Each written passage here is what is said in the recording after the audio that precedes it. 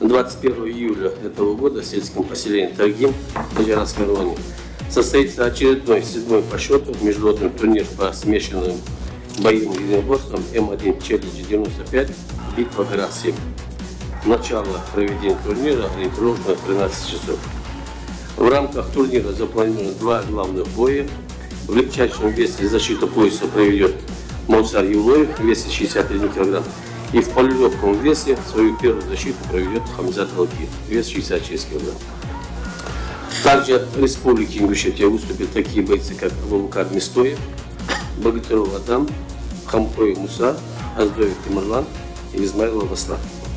Ориентировочно окончательный список участников будет известен где-то 20 июня этого года.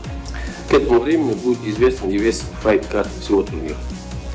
Также в турнире ожидается проведение повторного боя между известными бойцами смешанных единоборств Сергеем Харитоновым и Антоном Везникиным.